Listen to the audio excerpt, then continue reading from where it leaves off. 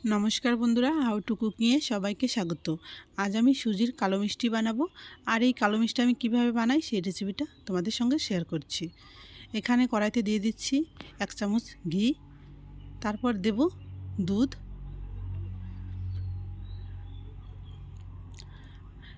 एर पर्याये दिচ্ছি आमी 1.5 चामच गुঁড়ো दूध। गुঁড়ো दूधटा दिए दूधेर संगे खूब भालो करे मिशिए निते होबे। दूधटा खूब भालोभाবে मिशे गेছে আর दूधटा गरमও হয়ে গেছে। এবার আমি এর মধ্যে অল্প অল্প করে সুজি দেব আর নাড়তে থাকব। খুব ভালো করে নেড়ে চেড়ে এই সুজিটা আমি একটা ডো বানিয়ে নেব।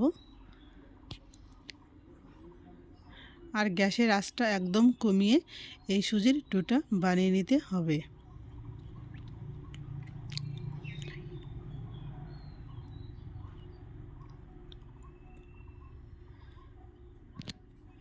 সুজির এই ডোটা আমার হয়ে গেছে। এবার আমি কড়াই থেকে নামিয়ে নিচ্ছি।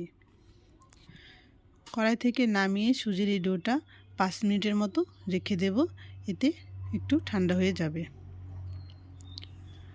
তারপর কড়াইতে আবার দিয়ে দিচ্ছি 1 বাটি চিনি আর দেব 2 বাটি জল।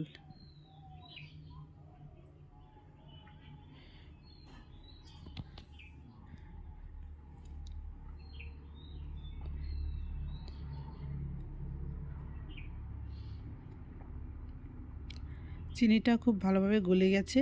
এবার এর মধ্যে দিচ্ছি আমি 4-5টা এলাচ, যাতে সুন্দর একটা গন্ধ হয়।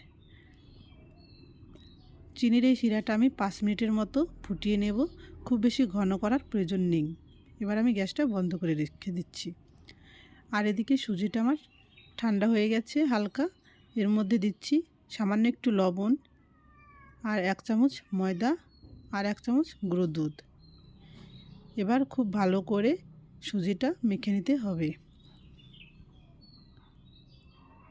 খুব ভালো করে ঘষে ঘষে সুজির এই ডোটা বানিয়ে নিতে হবে, তাহলে মিষ্টিগুলো খুব ভালো হবে।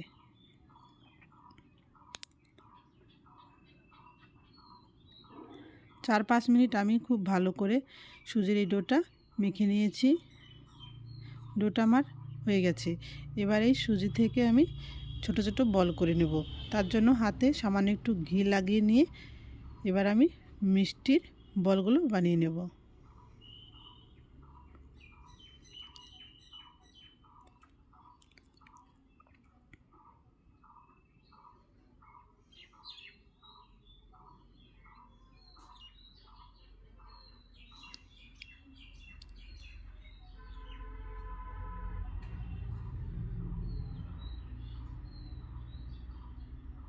সবগুলো সুজির বল আমার বানানো হয়ে গেছে। এবার এগুলো ভাজতে চলে যাব।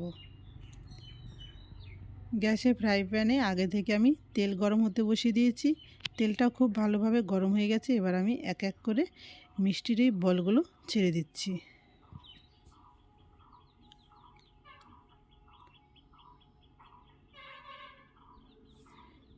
খুব বেশি নাড়াচাড়া করে ভাজা যাবে না, নয়তো মিষ্টির বলগুলো ভেঙে যেতে পারে। তার জন্য খুব সাবধানে হালকা করে এগুলো নেড়ে চেড়ে ভেজে নেব।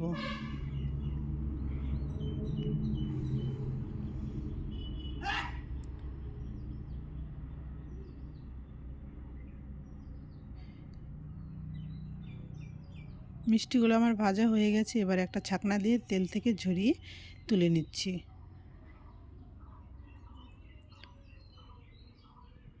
তারপর শিরাটা আমি আবার গ্যাসে একটু বসিয়ে দিয়েছি আর ভেজে রাখা সুজির মিষ্টিগুলো শিরার মধ্যে দিয়ে দিচ্ছি। শিরার মধ্যে দিয়ে আবার 2 থেকে 3 মিনিটের মতো একটু ফুটিয়ে নেব। এতে শিরাটা সুন্দরভাবে মিষ্টির মধ্যে ঢুকে যাবে। 3-4 মিনিট পর আমি গ্যাসটা বন্ধ করে মিষ্টিটা ঢেকে রেখে দেব। 5 মিনিট পর আমি ঢাকনাটা তুলে নিচ্ছি। আর মিষ্টির শিরাটা খেয়ে মিষ্টিগুলো অনেকটা ফুলে উঠেছে আর বড় হয়ে গেছে আর নরম তুলতুলে হয়েছে। মিষ্টিগুলো আমি একটা বাটিতে তুলে নিয়েছি।